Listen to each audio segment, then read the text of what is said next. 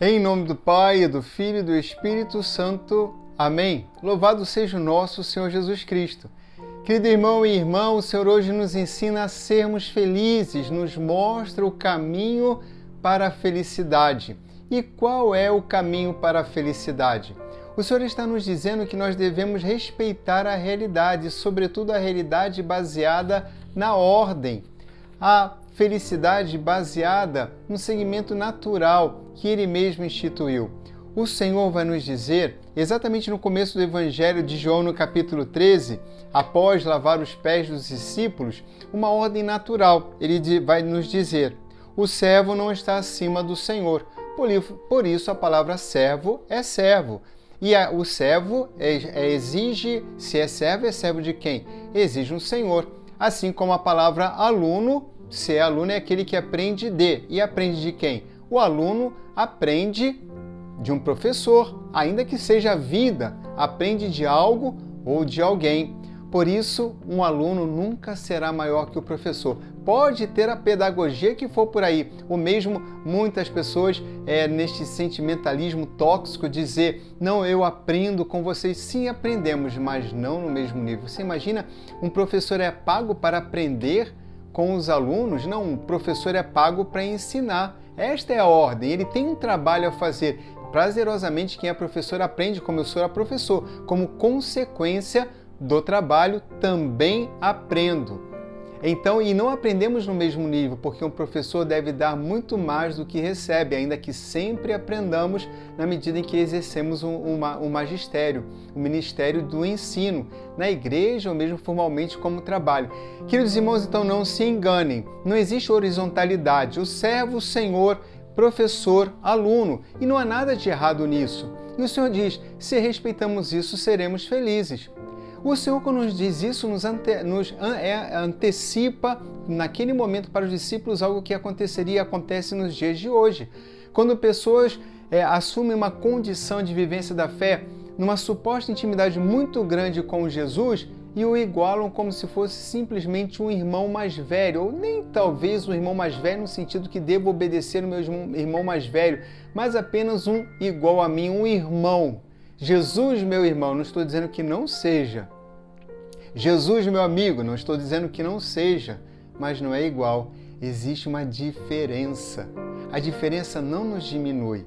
A diferença entre as pessoas, a diferença dentro das funções da hierarquia nos enriquece, porque a diferença ligada à autoridade, à hierarquia, é uma diferença de serviço. Por isso o Senhor disse: eu vos lavei os pés, porque toda autoridade deve ser entendida no poder que se tem como serviço para ajudar o menor, ajudar o mais novo, ajudar o mais moderno, sendo o mais antigo.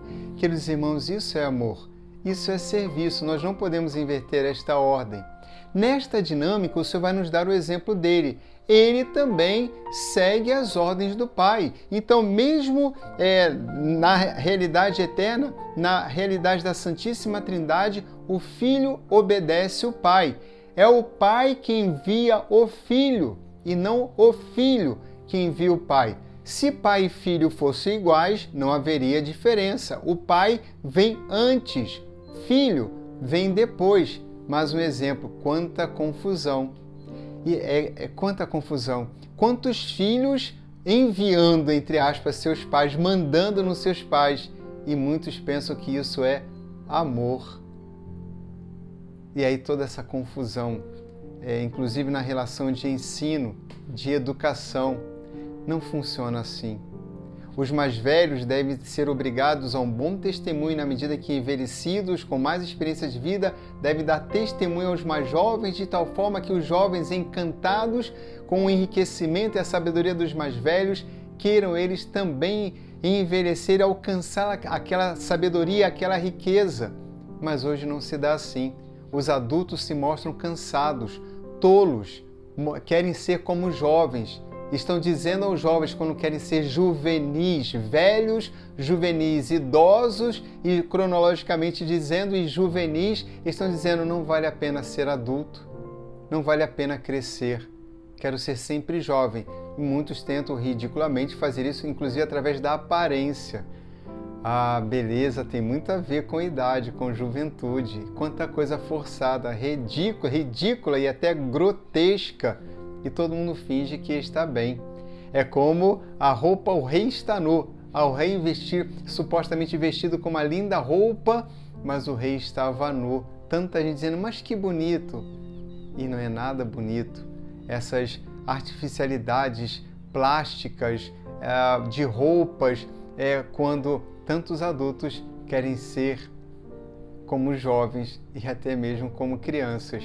Mas como é bom poder amadurecer e compreender que a vida é doação e assim poder doar o que se teve, quanta sabedoria adquirida, quanto testemunho para dar. Bom, enfim, essa é a dinâmica. O Senhor vai dizer, assim nós seremos felizes. O servo não está acima do Senhor, o mensageiro não é maior do que aquele que o enviou, e assim o Senhor, colocando que seremos felizes, nos diz que Ele mesmo foi enviado pelo Pai.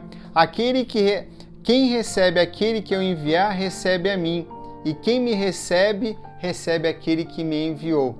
Então, assim como as pessoas recebendo a nossa mensagem de evangelização recebem Jesus, nós que tendo acolhido Jesus no coração, recebemos a própria presença do Pai. Isso é a felicidade. Servo e Senhor, mensageiro e aquele que envia. Se nós aceitamos Jesus, nós o temos em nós. Nós o recebemos quando as pessoas nos evangelizaram. E na medida que recebemos Jesus em nossas vidas, recebemos também o Pai. A presença do Pai, a presença do Filho em nós. Não é isso que o Senhor está dizendo? Se colocarmos isso em prática, seremos felizes. A felicidade não está no celular mais moderno, no último carro lançado. Não está na condição de fazer um churrasco, ou seja lá o que for para você, qualquer que seja o conceito de felicidade. A felicidade está ligada a uma relação ampla que nos abre a todas as outras. A relação com Jesus, que nos abre e nos apresenta a figura do Pai. E tudo isso acontece com a presença do Espírito Santo. Família de Deus, comunidade, não individualismo, não fechamento, mas abertura. E, sobretudo, e claramente podemos dizer, também festa. A festa de estarmos sempre com o Senhor. Bom, nós podemos concluir exatamente com um alerta que o Senhor nos dá neste pequeno trecho do Evangelho. Ele vai dizer, aquele que come o meu pão levantou contra mim um calcanhar. Podemos já pensar, quem aqui entre nós é Judas? Porque sabemos, o Senhor está fazendo aqui no Evangelho de João, no capítulo 13, referência a Judas. E podemos sair procurando Judas perto de nós. Quem é o Judas que come comigo e levanta contra mim o calcanhar? Mas o Senhor não está nos levando a procurar Judas algum. O Senhor está nos levando a refletir se nós estamos seguindo esta regra. Se compreendemos e vivemos Ele como Senhor e nós como servo. Nós os enviados e Ele é aquele que nos envia. Ele mandando e nós com alegria obedecendo. Ele nos amando e nós nos deixando amar por Ele. Esta é a ordem e, por consequência, amando as pessoas. Por consequência, também enviamos outras pessoas, anunciamos também como anunciaram a nós. Queridos irmãos e irmãs, quando nós não respeitamos esta ordem, fazemos do Senhor Jesus apenas um amigo, quando fazemos do Senhor apenas um irmão, nós não estamos colocando isso em prática, não estamos sendo felizes. Na verdade, estamos levantando o calcanhar contra Ele, como fez Judas. Não estamos aqui para procurar nenhum Judas perto de nós. Esta passagem nos alerta sobre a verdadeira felicidade e nos alerta também para refletirmos se nós não estamos escolhendo ou vivendo no caminho errado, levantando o calcanhar, não praticando a obediência ao Senhor, nos tornando verdadeiros Judas novamente, fazendo Judas novamente reviver com as nossas escolhas. O Senhor esteja convosco. Abençoe-vos o Deus Todo-Poderoso, Pai, Filho e Espírito Santo. Amém.